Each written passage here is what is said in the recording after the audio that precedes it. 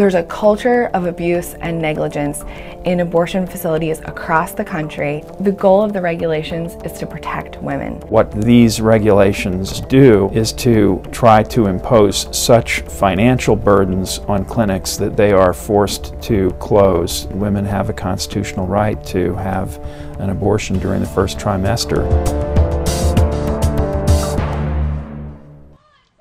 Virginia is drawing new battle lines in the decades-old war over abortion. But unlike most political battles over small business regulations, this debate finds conservatives arguing for more government control, while liberals are fighting for less. New healthcare regulations that were approved by the Virginia Board of Health in April place stricter regulations on clinics. Senate Bill 924 classifies health clinics that provide 5 or more first trimester abortions a month as hospitals.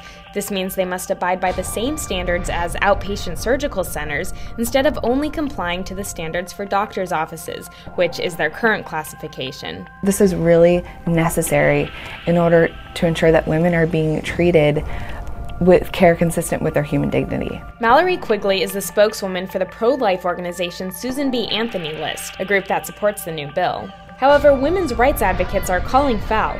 The bill includes building regulations, from the width of the hallway to the size of the janitor's closet, things that would require expensive structural renovations and could potentially force the clinics out of business. The legislation is clearly designed to do indirectly what they cannot do directly. So you cannot outlaw abortion under the United States Supreme Court precedent. So what these regulations do is try to impose such financial burdens on clinics that they are forced to close. Larry Roberts is the attorney leading the attack against the bill. He is representing Falls Church Healthcare Center in Northern Virginia, who filed an administrative appeal against the state, claiming the regulations are unnecessary and unfair. Physicians that are practicing in Virginia have been outspoken about the lack of medical evidence that deciding these legislations. We shouldn't discount the importance of those building requirements. Back in Philadelphia, it was actually a Virginia resident who died when the emergency medical personnel were unable to navigate the hallways. As tragic as one death is it enough to warrant new and costly regulations? From 1974 to 2011, there have only been 3 legal abortion-related deaths in Virginia, with over 1 million abortions performed. The risk is minimal, with less than 1% of abortions involving major complications.